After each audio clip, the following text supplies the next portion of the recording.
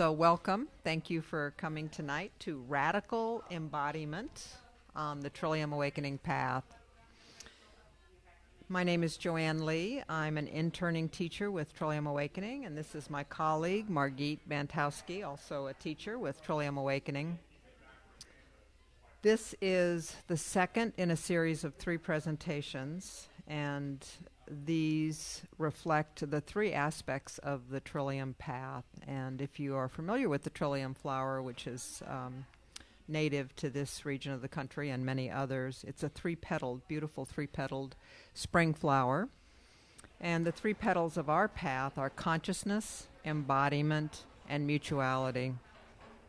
So last month we talked about consciousness.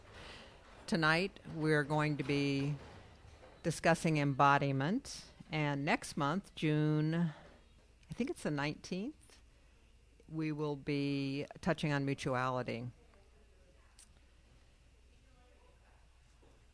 So Trillium Awakening is a spiritual path. It's about 25 years old. The founder's name is Samuel Bonder, and he originally called this work Waking Down in Mutuality. So with those 3 terms, consciousness is the waking dimension, down is the embodiment dimension, and mutuality is mutuality or relatedness. The Trillium Awakening School has about 45 teachers, so it's unusual in that it is not a guru-centered path, but an aspirant-centered. So it's really so much more about the people practicing and participating than about, certainly any one teacher. But there are a diversity of teachers so that people can find someone that they resonate with at different points along their journey. I've worked with at least half a dozen of the teachers and found each of their unique approaches and backgrounds and lineages to be really helpful for me. We here in Olympia have an amazing community that has about a 6-year history. We started with just a handful of people, and it's grown to about 30 series practitioners and about another 30 folks that join us at events periodically.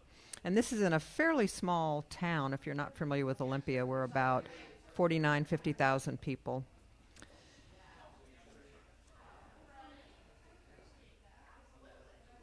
So this notion of spiritual path is like, what is it that we're all about? We are on a path of awakening, and we are awakening to our whole being realization. So we'll talk more about that more specifically tonight, what we mean by whole being. Everything is included, nothing is exiled, and that does include the body. So many spiritual paths are really about transcendence, or more about the up dimension, and we include that, but we're also about the down dimension.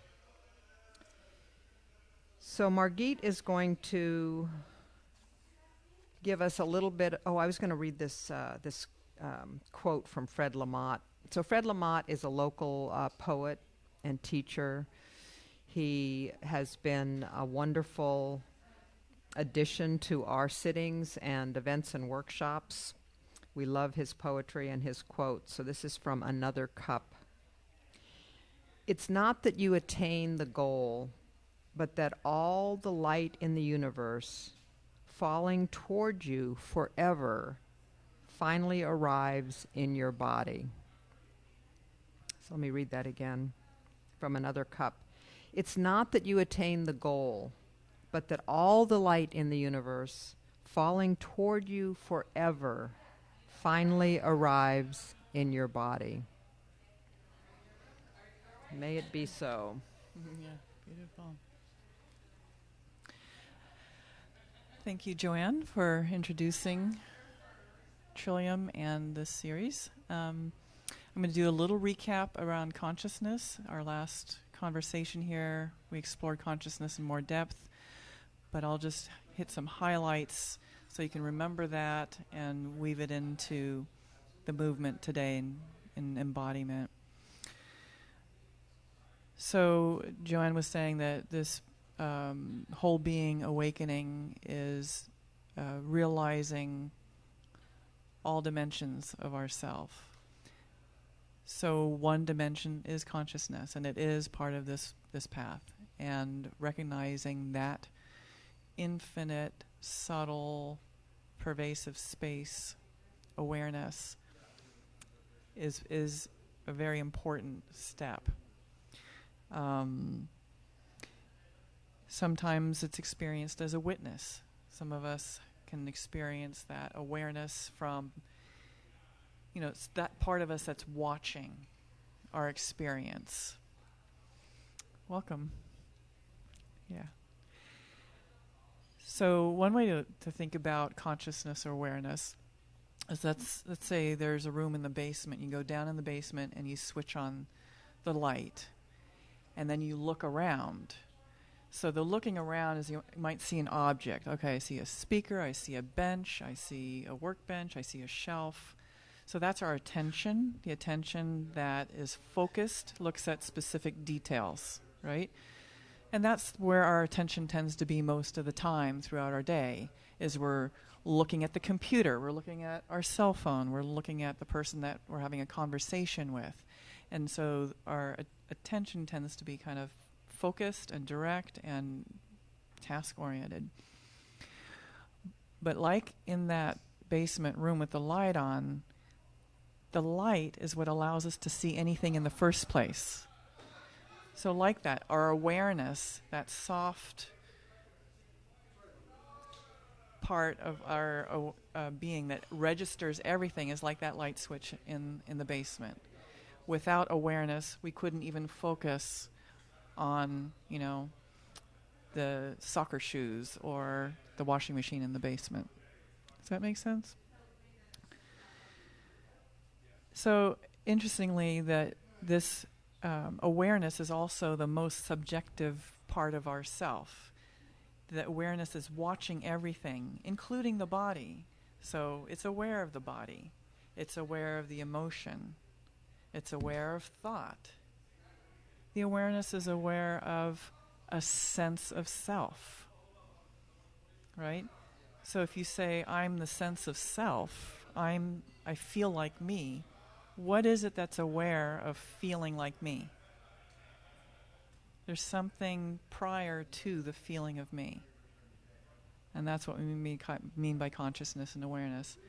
So we call this ordinary awareness. Some people's awakening into consciousness can be like blinding, and can eliminate the sense of self, but it's not necessary for this awakening. Having a sense of self actually helps us navigate life, so there's no need to not have one, a sense of self. Okay, any questions about that? What we mean by consciousness or awareness? All right, I'm going to turn it back to Joanne, and she'll talk about the limits. Although consciousness is unbound and limitless and infinite, there are some limitations to only realizing consciousness as a awakening.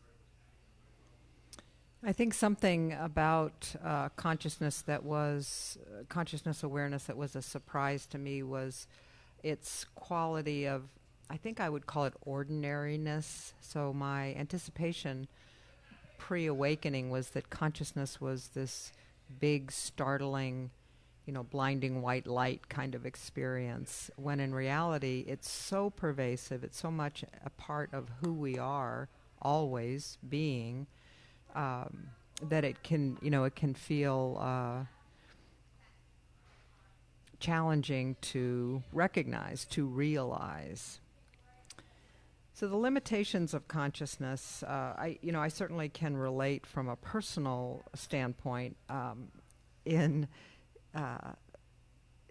how I thought of myself most of my life, really in a very mental way, that I sort of lived from here up, which I think is awfully common, and particularly in Western culture, that we have so much about our experience that is focused on the mind. And, it's a wonderful shift in the last I'd say generation, but certainly a couple of decades, where now we speak of the body-mind as one unit. But really, that's a fairly new development. Before that, we identified with our thinking, with our consciousness, with our awareness, with those perceptions. And then add to that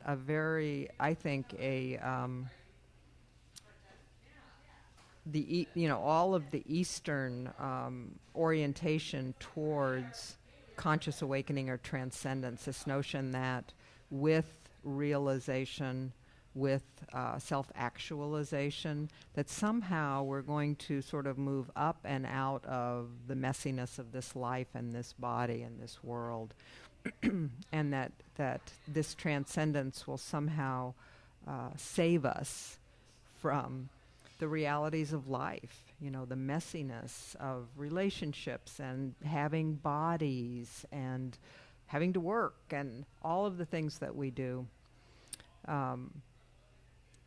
So while it is certainly possible, and lots of people do have conscious awakenings and then don't experience embodied consciousness, there are, lots of iterations, lots of possibilities, lots of variations in awakening. I think that this work in particular differentiates itself because we do include the body, so that it's a whole being realization and not just a transcendence of our limited physical self.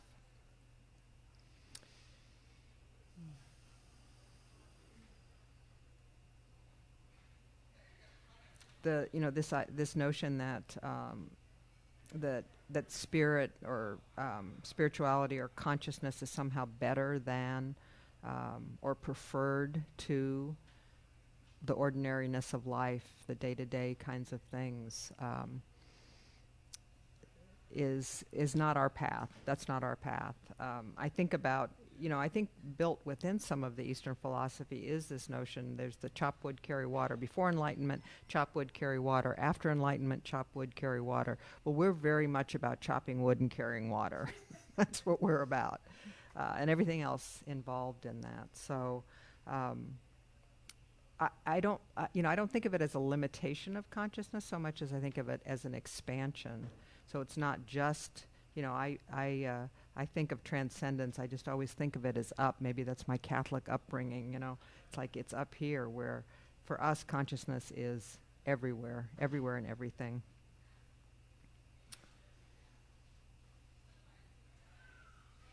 So I think that's all I want to say about the limits. Yeah, okay. Great. Another way of saying this orientation towards consciousness and matter being on equal footing. In Trillium, we use this term onlyness. So there's a way in which the infinite and finite are actually fused. There's only one thing. It's all one thing. And at some point, spirit and matter, or consciousness and matter, you can't even tease them apart. It's all one onlyness of being, which means that you can't escape matter through spirit. If they're fused, then you can't escape matter by going to spirit, because it's all one thing.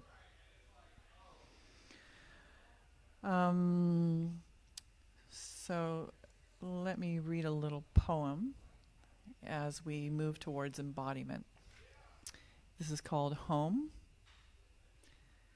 An angel fell from the sky one day. You see, the problem was she thought she was supposed to fly as high as possible. No one gave her the guidebook or told her the real deal about angels. All she saw were posters in the mall of angels ascending, smiling, happy, stylish, successful, and always on the way up. Isn't that what angels do? Go up. Until her weary wings gave up the fight of flight, and she sank slowly, reluctantly, but gracefully down into her very own flesh and bones, and finally called them home. Until her weary wings gave up the fight of flight, and she sank slowly, reluctantly, but gracefully down into her very own flesh and bones, and finally called them home. That's the invitation that we're offering you. So one way to look at the movement that we're inviting in Trillium is, instead of the small self trying to reach up to the big self, what's happening here is the big self is actually trying to squeeze into this small self.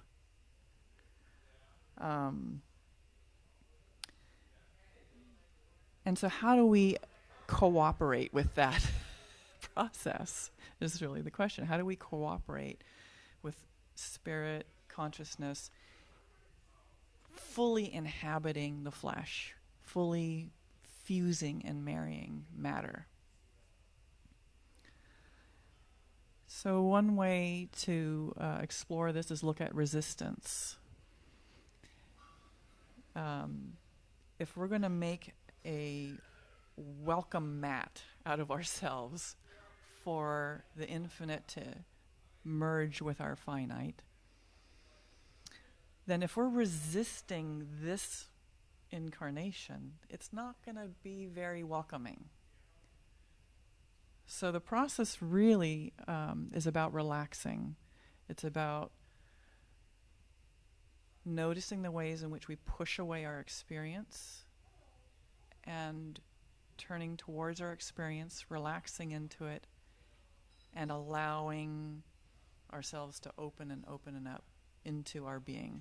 And that's the welcoming process. So I invite you to close your eyes for a moment. I'm going to guide you through a little self-inquiry.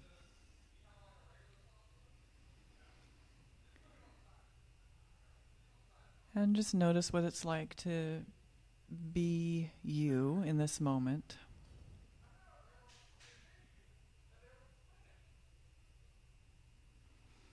Noticing the sensation, the physical quality of your being,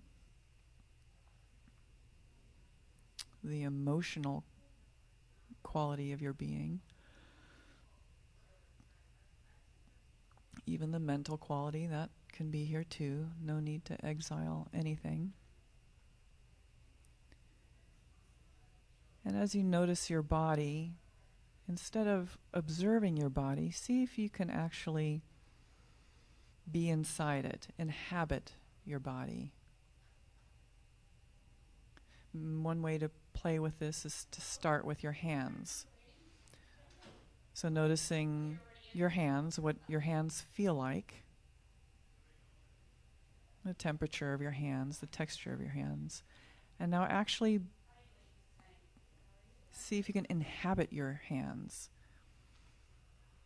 Be inside them, occupy your hands. And that's the movement. So noticing your whole body, seeing if you can occupy your whole body. So that's one way to explore being inside. Now let's explore resistance to being you. So what aspects of your being do you not like? We'll start with the physical. What aspect of your physical body do you not like, that you're frustrated with, you resist, that you try to fix, you try to improve, you try to manipulate,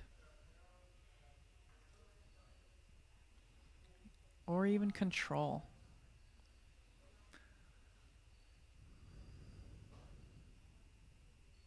What part of your personality do you not like? And you try to fix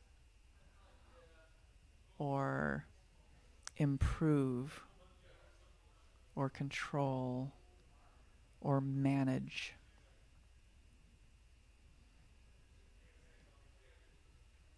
And then going beyond the body in this world, what is it in your environment that you try to control or fix? Manipulate. So all this movement towards fixing or controlling or manipulating or managing are all subtle ways of resisting what it's like to be you in this world. So I'm going to ask you a question. Do you want to be here?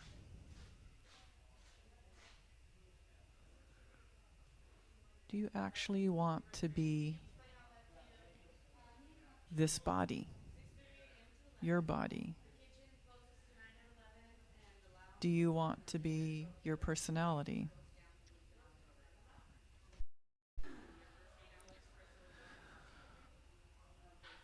So any place where there's resistance to who and how you are and who and how the world is a contraction and makes it harder to land here fully. And at the core of our being is something that in Trillium we call the core condition, which is the existential rub of being this infinite awareness that's squeezed into this finite body that has aches and pains, that needs to be fed and watered and sheltered. So there's a way in which it's really a burn to be here. So this embodied awakening is dropping into the heart of that burn, that rub. The rub of this messy, imperfect flesh and personality and mind.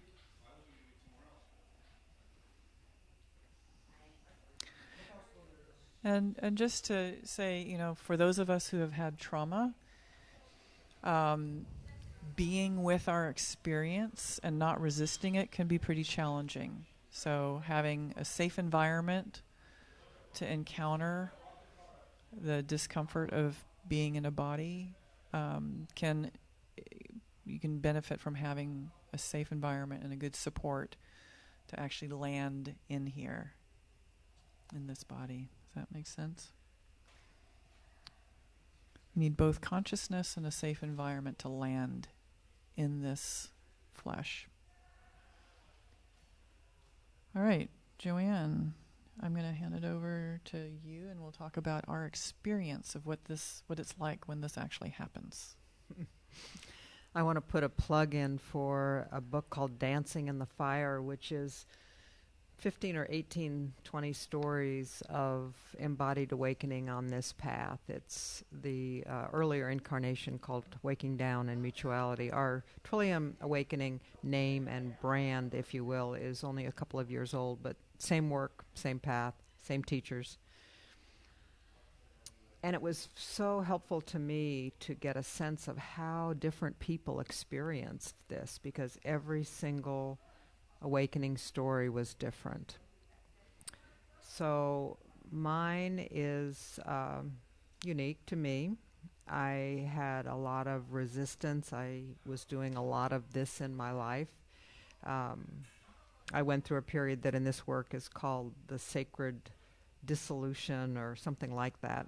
So things about my life weren't working anymore, patterns and behaviors and systems and structures that I had always kind of relied on kept me sort of shored up in my resistance and denial and avoidance, just weren't working, were falling away, and it was really quite uncomfortable.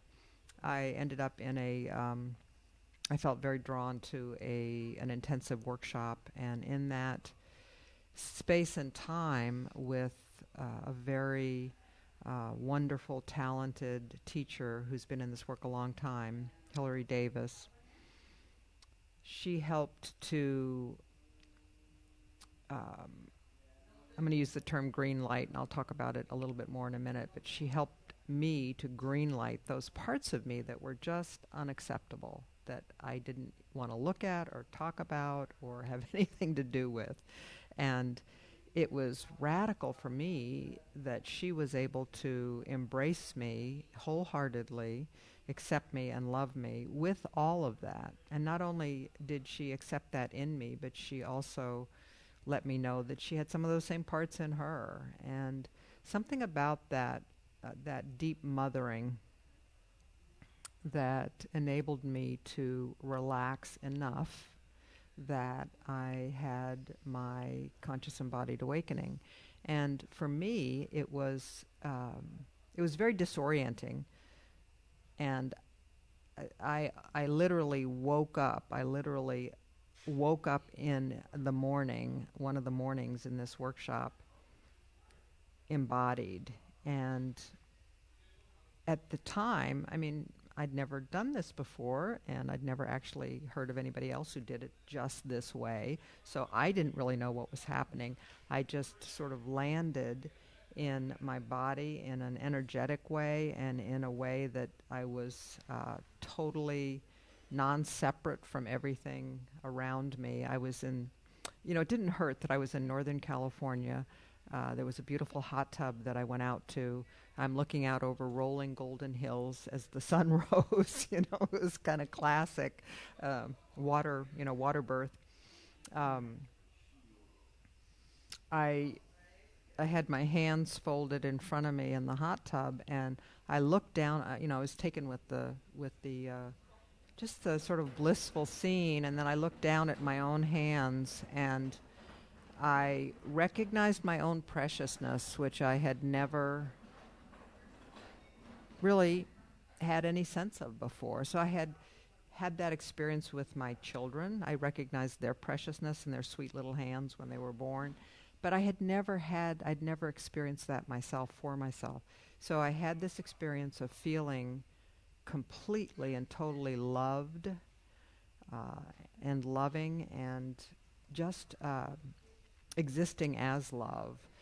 So it was very much like waking up in a new universe. And one of the components for me was this energetic component. So I had very much been alive in my head most of my life, very academically oriented, smart, got brownie points for having the right answers.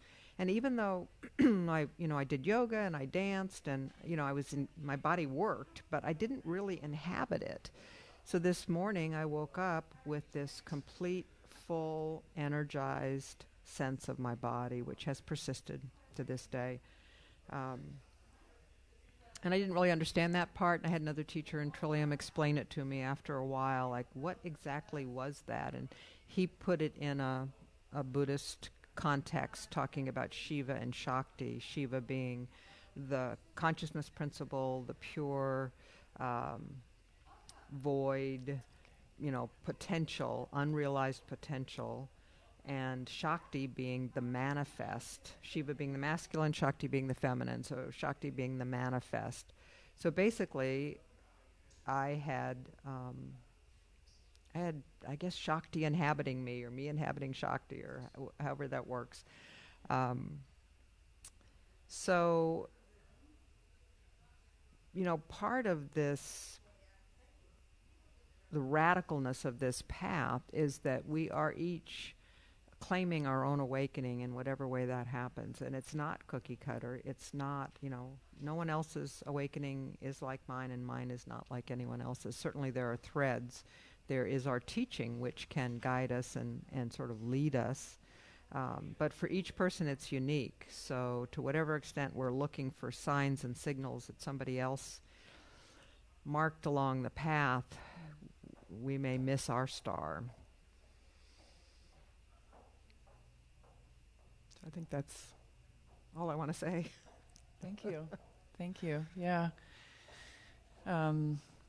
It's great to hear your story, and interesting how different it is. I'll share a little bit about my story. And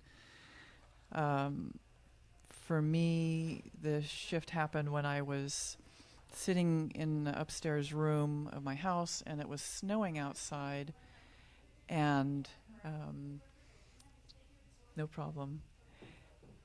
And it was at the time where my husband and I had very little savings. I felt really vulnerable. Like the storm was big, and I felt how big the universe was and all these forces that were way bigger than me.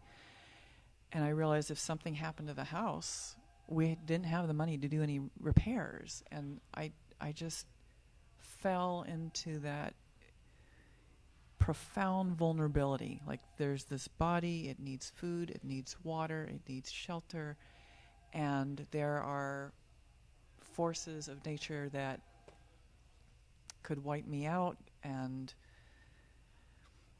so for me, the entry point was this profound vulnerability of being this fleshy thing. And what happened is, as I stopped resisting, I just said, oh, I really am this naked in the universe. The whole thing kind of shifted, and this membrane that kept me separate from life, that was my meanness and the world's out there, that membrane kind of dissolved, and all of a sudden I was everything.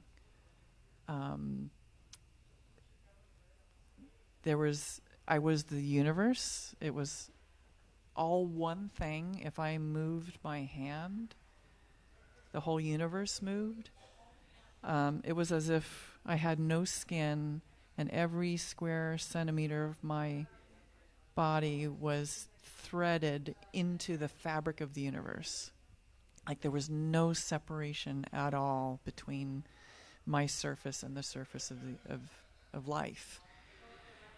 And we talk about embodiment, and what's interesting is, I say these things to you, and it may or may not make any sense, and maybe conceptually can make sense, but I had no idea how unhere I was until I got here. It's pretty bizarre. And I, like Joanne, was very active in my body, athletics, yoga, dance. I felt like I had a relationship with my body. But even in that term, relationship with the body, there's something up here and the body's there. There's a split. And I felt the weight of my matter. It was as if I had suddenly put on a heavy coat. Because the density of my body was now, I was inside the density of my body. It was like putting on the mantle of matter. Another analogy I like to use is like before this embodiment, is like walking around a swimming pool. There's the pool, but I'm kind of walking around it. After this recognition, I'm actually in the water. Like I'm in the water, I am the water. There's no separation. It's just this in total immersion. And I'll just say, like one of the teachers that we've worked with, he said before this awakening, he was 20% in his body. And this is someone who'd done a lot of TM, transcendental meditation, a lot of yoga, 20% occupied. It makes me think of the T-shirt I want to make for this work, is Occupy This. After his realization, he said he was about 50% in his body. After 12 years of continually, saturating into the being of body, 90%. So it's only in retrospect I could really see how not embodied I was. It's pretty shocking. So I want to read another little piece here. Linger here. This body, with its sagging skin and thinning hair, milk it. Milk every precious moment of mattering. Let life matter. Matter yourself into this moment. Matter yourself into every single breath, blink, and sigh. Only your conscious heart can give the blessing that makes every speck of dust sacred, every ant, fly, and maggot a magnificent miracle. Only your heart can bless this messy circus into technicolor wonderment. So I'm going to hand it over to you, Joanne. Thank you. Technicolor wonderment. Wow. One of the common threads, not universal, but a common thread in awakening stories is this sense of coming home, of feeling home. And that's such a potent word. It's been always important to me in a physical sense. And my awakening brought me home literally. And when I think about that solidity, that that heaviness that Margit referred to, I felt that too. Like I felt heavier. I felt like I had substance in a way that I never did before. So, excuse me, I just want to say for women, being heavier is not always something that we're jonesing for. But let me tell you this. When I've watched a number of people awaken or seen them shortly thereafter, and in almost every case, it looked like these folks had a facelift. So something about this relaxing into who we are. And I think there is actually a physiological component where we hold so much tension in all of our body resisting life that when that relaxes, it's really nothing short of a miracle. So I mentioned the term green lighting, and I'm going to talk a little bit more about that. We don't have a lot of practices in this work, so you don't have to meditate for an hour a day or chant or whatever. We do recommend a practice of green lighting, and the term green lighting comes from the theater industry, the movie industry. When a project gets the green light, it's going to go forward. And of course, a screenplay or a project may start here and end up way over here. So green lighting doesn't mean that you're planning anything in particular. It just means that you are giving a great big yes to whatever is. So most of us have a pretty easy time green lighting pleasurable things. We have a pretty easy time green lighting bliss and happiness and comfort and safety. Although that's not universally true. For some people, actually, it's even difficult to allow pleasure, to allow taking in of love or acceptance or those kinds of things. And most of us are not very good at green lighting or saying yes to what we consider the more difficult feelings. So, certainly physical pain, but emotional pain too. And can I add a little bit about the emotional piece? Yeah. A big part of what allowed me to drop into this being was with the support of a teacher, making contact with profound self-loathing. So not only did I, have a lot of self-hatred, but when I considered this body and this personality, I actually wanted to throw up. There was nausea, like profound self-revulsion.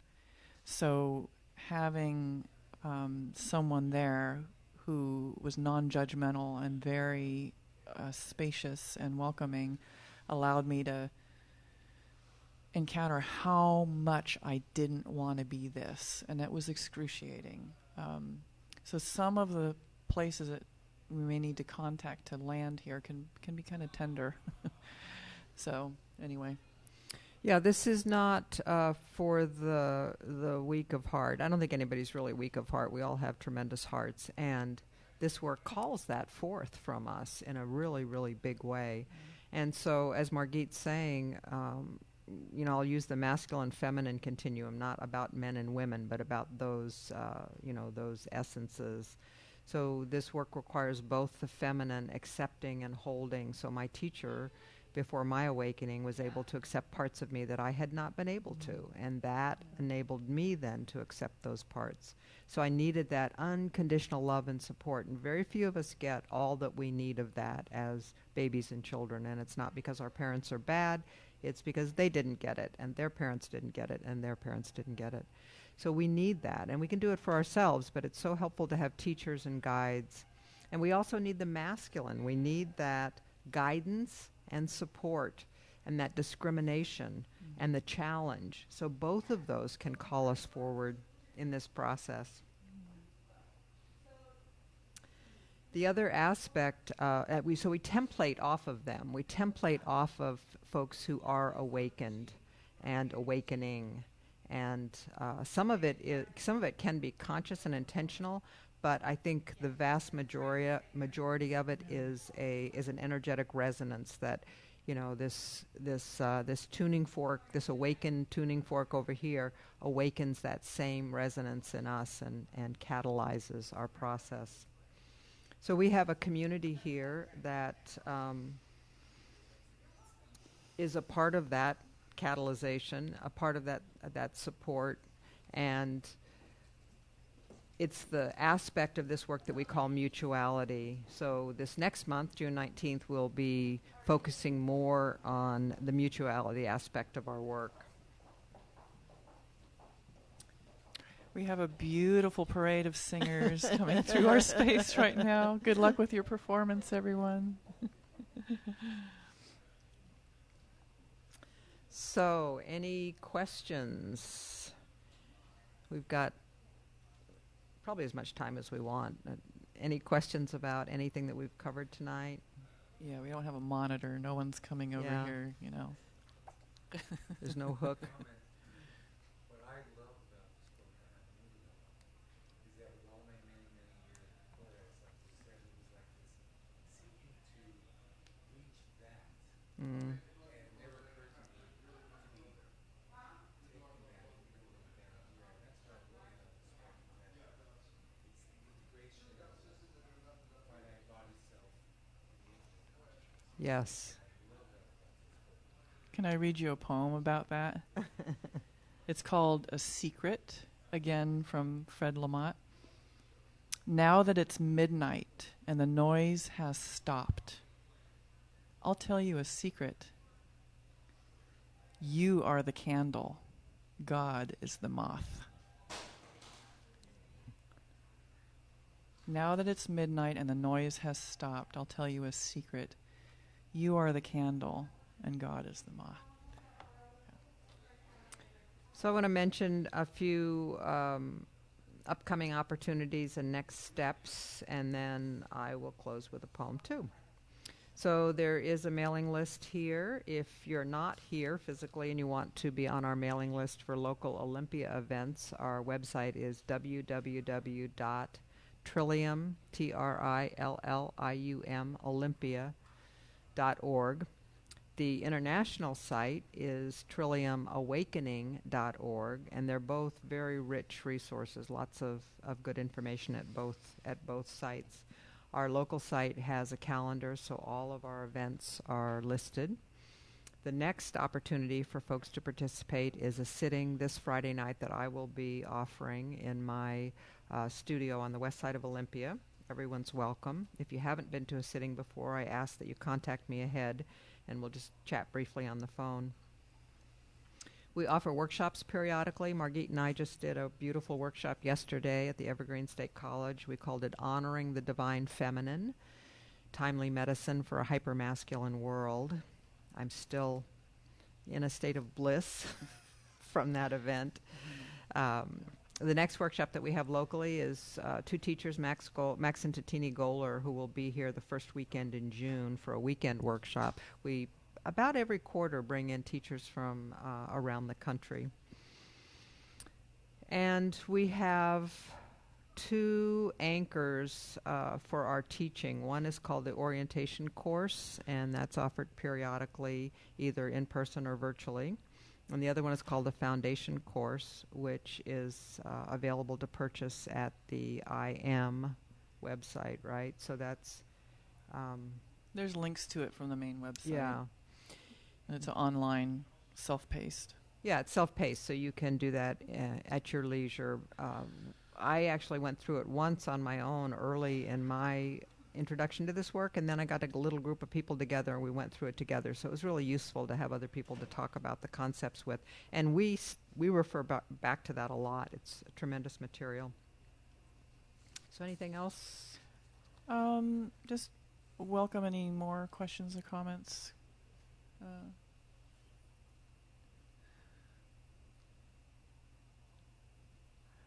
Well, I guess you have something to close with. Thank you for coming. This is Matt Licata. I read this a lot, and I love it a lot. It's called "There is a Wild Grace That Is Everywhere." There is no need to transcend anything here, for you have taken birth in a sacred world. Whatever arises in your immediate embodied experience is none other than the path itself, a gateway into the wild dimension of love.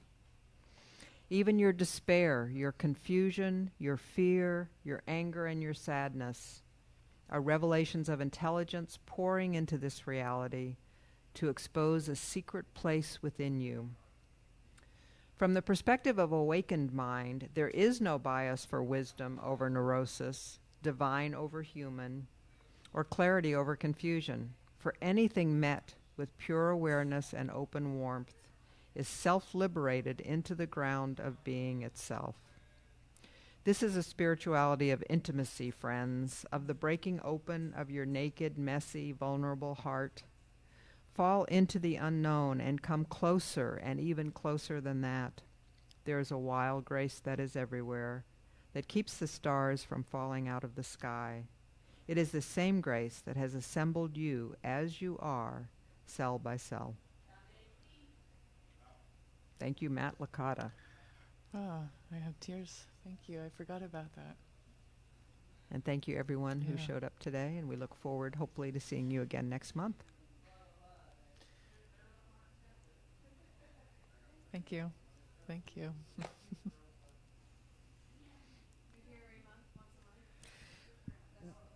Well, we're going to be here again in June, and then we may go to once a quarter. We're not sure yet. I mean, it's open. This is a fabulous opportunity. It's free for them. It's free for us. It's free for you. They videotape it, but we do sittings at least once a month in Olympia. So there's always that possibility too. So a sitting is usually fairly similar. Agenda. So we start with just a really brief, names and check-in. We do gazing at each sitting, which is a wonderful way of just meeting someone in silence. A little bit of meditation. And sometimes there's a topic that we talk about. If something's up, like my next sitting, the sitting on Friday, I'm bringing the notion of the healthy masculine to talk about. And because the masculine has gotten such a bad rap in our culture, not undeservedly, I must say, from 5,000 years of patriarchy, but there is a healthy masculine, and in the spiritual realm, we want to be able to tap into that. So what does that mean? And it really rung a bell for a lot of the young men that were at this workshop this weekend. So that will be a topic, 10 minutes, maybe 15 minutes. But the bulk of the time is really hearing from the participants. So it's not about me or anybody else sitting up and,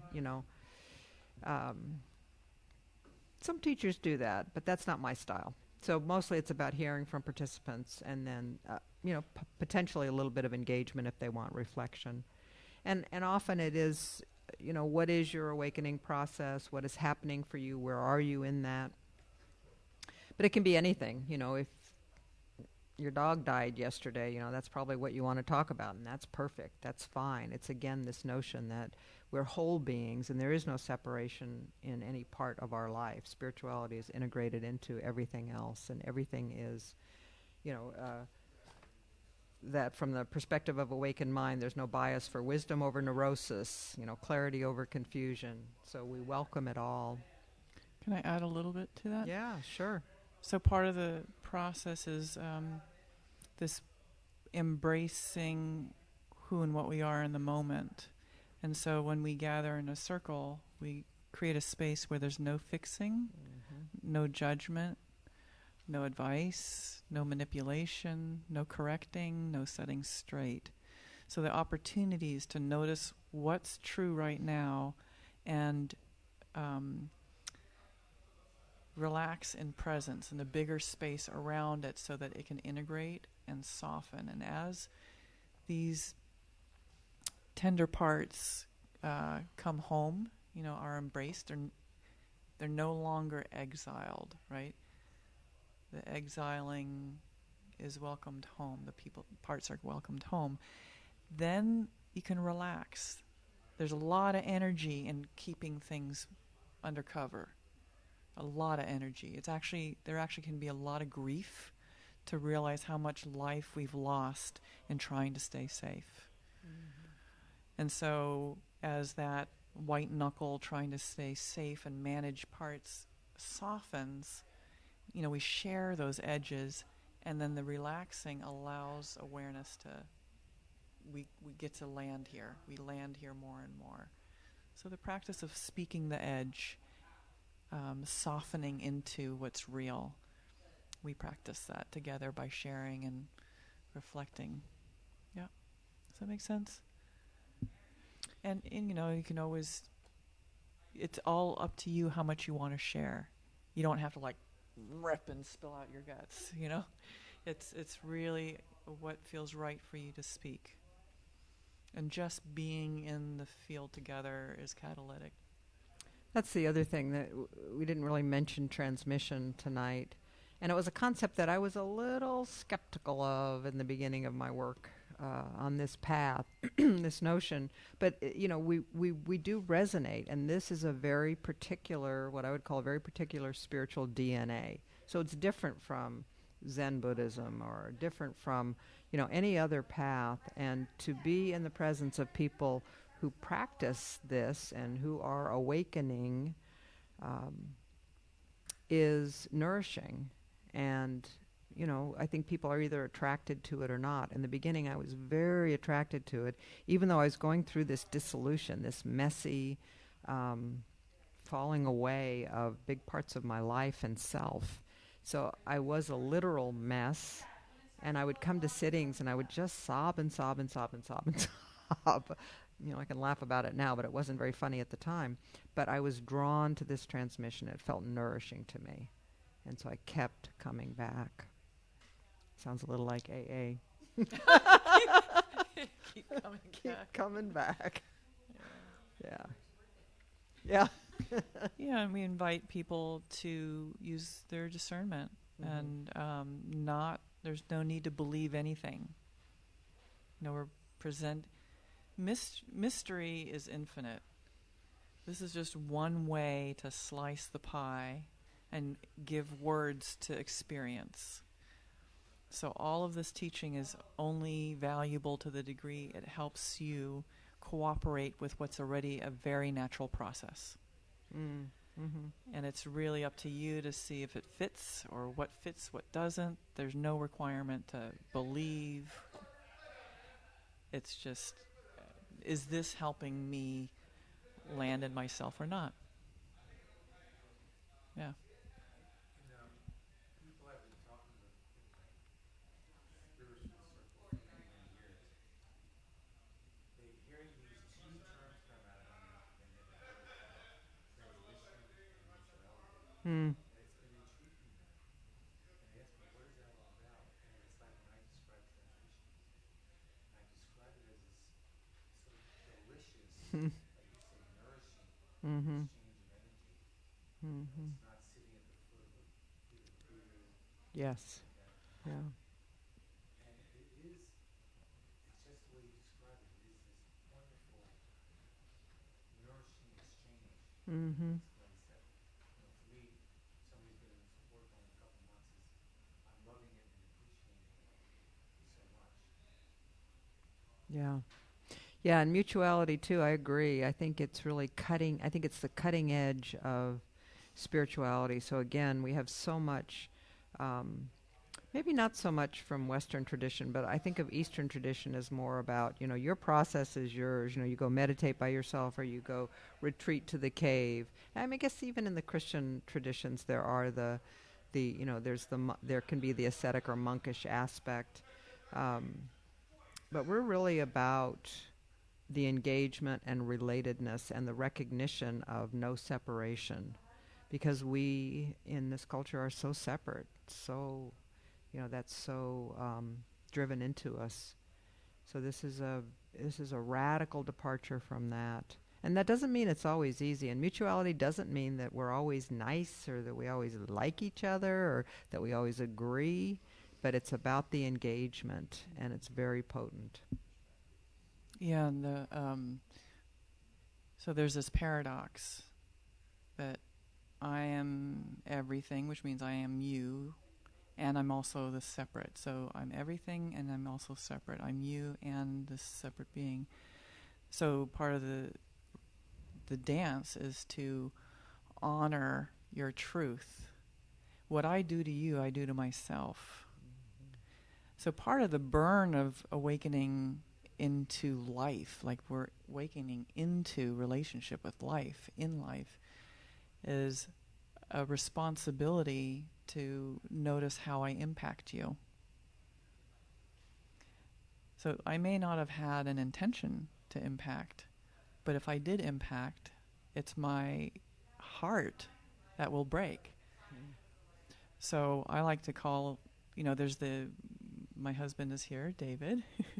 He has been a tremendous catalyst for my awakening process, showing me where I'm constricted and where my heart is closed and where it needs to be cracked open by seeing how I impact him. And that goes beyond just immediate relationships. I call it the social dimension of awakening. There's a responsibility to see how I impact the, bigger world around me. And how do I participate in systems and the environment and social justice and children and parenting and how we make food, how we make decisions, how we make policy, how we do education. So this awakening to how life is, I mean, it can be brutal because there's no skin. When the separation's gone, I watch what's on the news, and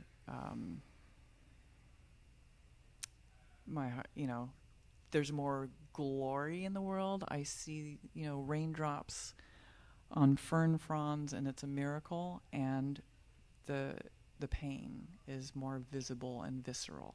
Mm-hmm. And so it's requiring me to step into life in a different way.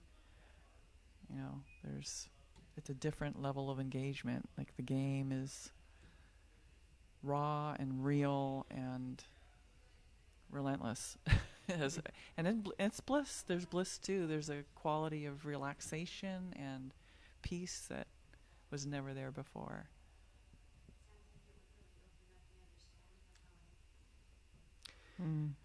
Starting with the immediate relationships. How can I listen? Mm-hmm. How can I let myself be penetrated by others? Mm-hmm. So this interpenetration is a profound practice. So you can have your embodied awakening and then, kind of live happily ever after. Good luck with that.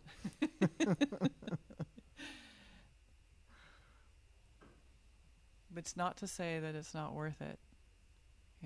I wouldn't go back one day. Because it gets more and more beautiful too. The miracle is more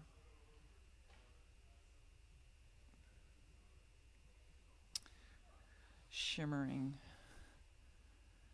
at the same time. And unfathomable. Yeah. I mean, we sit here and talk about this for whatever, it's been almost an hour. But really, words are a paltry excuse for for the reality or the experience. Yeah.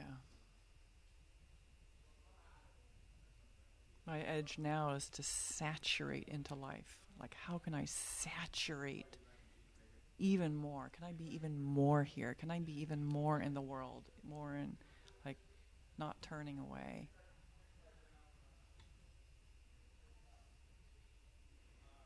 So thank you again. Yeah, thank you. Yeah.